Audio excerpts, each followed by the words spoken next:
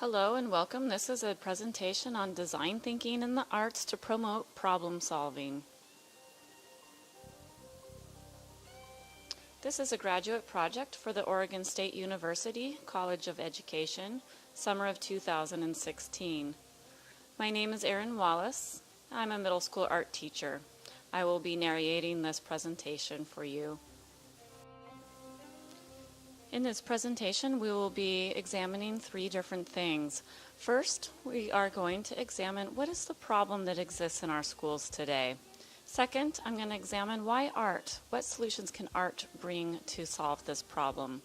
And then specifically, we're going to be examining problem solving in the art room, and we're going to be looking at design thinking as a possible approach to contribute to solving this problem.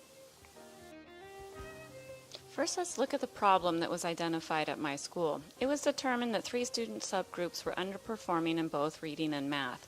The student subgroups were economically disadvantaged students, English language learners, and students with disabilities.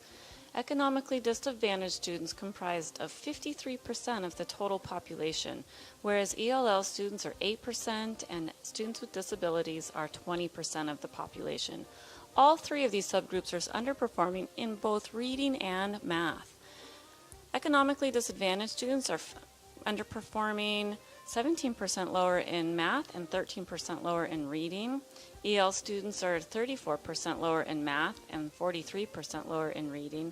And students with disabilities are 39% lower in math and 38% lower in reading. Together, when you add up these student subgroups, you're looking at a fairly large percentage of the total population is made up of kids who are struggling to understand their learning in some way. This adds up to a huge problem. And this problem is not, of course, unique to my school. Most schools are suffering a learning gap of some kind, and that is why finding a fix is so important. Let's look at this problem. What does it look like when kids are struggling? If you ask children to work above their ability level, they become quickly overwhelmed and give up on a project. Usually this manifests as behavior. Students become off task with constantly talking, they have disruptive behavior, they avoid their work by finding more interesting things to do, they give up, or they simply leave. So now that we've established there's a problem, what are we going to do to fix this? That is the big question. It is important to take steps to help these students become successful. Many feel an important step is for students to develop soft skills in order to improve their academic achievement. These include communication, personal management, critical thinking, creativity, and problem solving. It is also interesting to note, hey, check this out, that these are the Oregon State Career and Related Learning Standards. They include personal management, problem solving, communication, teamwork, and employment foundations. Many believe we need to focus our energy on developing these skills to help students down the path of success.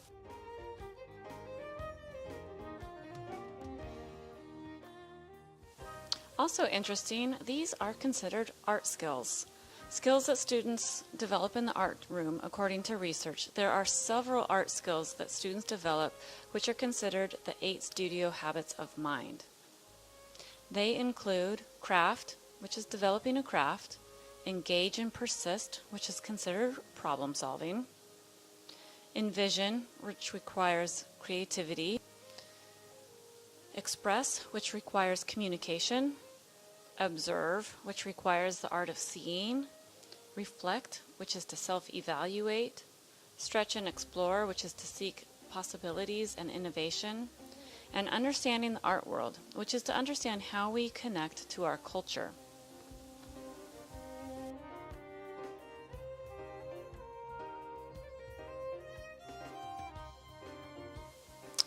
So now we have art skills, which are the 8 studio habits of mind, career-related learning skills, and soft skills, all in agreement that students need more than academic skills to be successful. An important thread that runs through all these that I found most interesting is problem solving. So of all the skills that students develop in the arts, I decided to make problem solving my learning target. I wanted to see how we can develop students' ability to problem solve in order for them to feel more successful at school. So why did I zero in on problem solving? I find problem solving to be really interesting.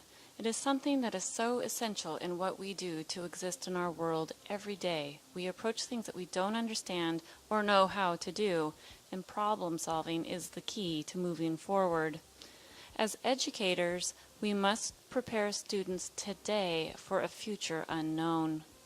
On this road called life, students need problem solving to help deal with ambiguity, to help them find solutions to problems that don't exist yet, and to compete in a global market.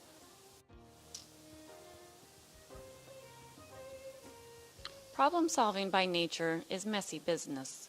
Many challenges that we face arise from situations where there is not one single solution, but many.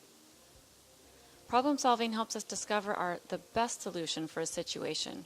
For many, however, knowing what to do with this mess is overwhelming. Where to start, what to do. When things become too hard or too overwhelming, this is where you see students give up and shut down. Students need a way to simplify the mess, to break problems down into manageable steps so they can work through them. But how do we do this? So what is the solution?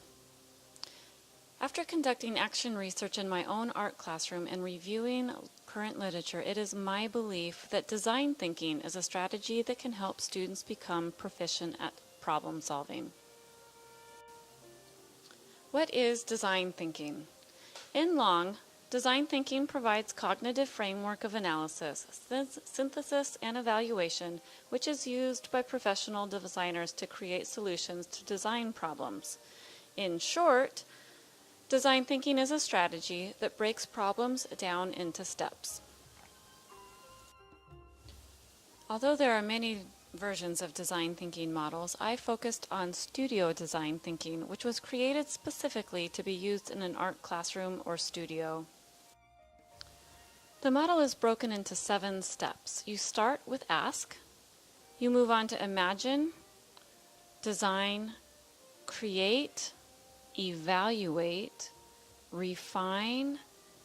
Refine can take you back to earlier steps in the process. And then you eventually exit the model with share. I will go into these steps in more detail. Before I go into the steps of design thinking, however, I want to discuss what is happening behind the scenes of the process. It is called the design flow. Design flow refers to using both sides of your brain, both critical thinking and creative thinking, which is considered your left and your right. Each step uses different thought process, and this ensures that your problem-solving process is both logical and creative. For example, the first step of the process is called ask, and this is a critical thinking job. You're asking yourself, what is the problem? What would you like to accomplish with this project? What have others done before you? This is where you have to investigate and research. And this is also a time in the process where you need to get yourself organized. One tip that I have for this step is to use a task organizer. And the task organizer, you should be asking yourself, what is the purpose? What are the expectations of the project? What steps do you need to take to become successful? Who is your audience? All of those little organizational steps are going to help you know how to proceed with solving your problem. This is the second step of your design thinking process, and it's called imagine. Imagine is a creative thinking step, and this is where you want to generate your solutions. You want to know what your criteria and constraints are, but most importantly, you want to start to brainstorm ideas. A tip at this point is do not assume that students know how to do this. You must show them how. Your goal at this step is to get your ideas out of your head. Some possible strategies are to create a mind map where you start with a central idea and you generate sub-ideas coming off of the central idea. A second technique that works well is to create a word cloud. You just generate word after word after word, each focusing on a central theme until you've exhausted your ideas. A third one is to create a sticky note brainstorm, where each sticky note represents a different idea. Then you can categorize your ideas into groups, select the best idea from each group, and then select your favorite group. It is important to come up with some specific brainstorming rules to help you be successful in your brainstorming process. Don't judge an idea. Use yes and avoid no or instead. Go for wild ideas. Build off the ideas of others. Don't latch on to your first idea. Capture every idea. Be concise. Don't self-censor. Don't wait for approval. Come up with lots of ideas and try to stay open to options. The third step in the studio design thinking process is called design, and this is going back to a critical thinking step. This is getting your verbal and literal ideas and turning them into a visual idea. At this stage, you want to ask yourself, what does this idea look like? And you're going to create a plan. Your plan will require you to create a rough draft or a quick sketch of your ideas. You'll want to create a material list, also maybe a list of the steps that need to be taken in order to create the project. A tip for this stage is to not let students skip or rush this step. A lot of problem solving happens in the planning stage. The next stage in the studio design process is to create. This is using creative thinking, and this is where you build your project. Using your variety of art materials, whatever your medium is that you've selected, you're going to create your final project. And the tip for this step is to seek feedback and start evaluating your work immediately. This can be done individually, with the instructor, or with your peers. The next step of the design process is called evaluation, which is a critical thinking step. At this step, you're asking yourself, is it working? Or others may be asking you, is it working? You want to know, is it working structurally, visually, conceptually?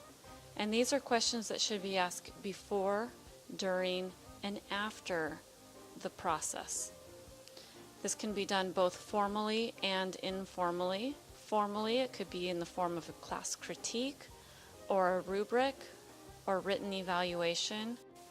Informally, students might be doing self-reflection, looking at their work and see what is working, what is not working. Students may ask for feedback from peers or from the teacher. From the evaluation stage, students will move into the next stage, which is refine.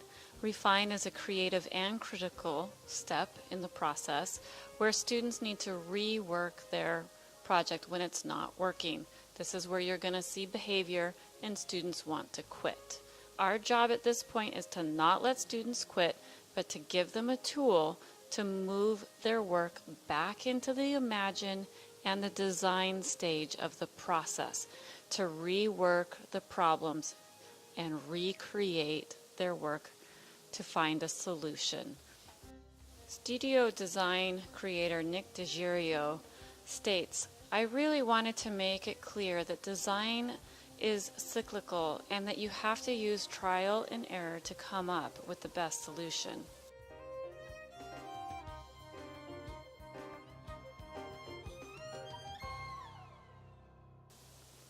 A tip for this step of the design thinking model is to create a classroom environment that supports making lots of mistakes. Design thinkers call this failing forward. The last step of the studio design thinking model is share. Share is when students have successfully worked through an entire design thinking process, solved a problem, and they're ready to share their art with the world. It can be done in the form of a class critique, a display, or a summative assessment. A tip for the share stage of the process is to communicate early to students that their art will be shared. This can impact their effort in a positive way, as most students will work harder on an assignment if they know their art will be shared with peers.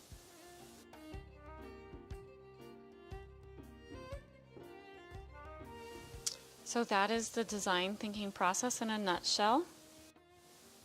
You start with a problem or a task. You try out the design thinking model to help you with your problem solving. You insert lots of mistakes, and you end with a successful piece of art to share.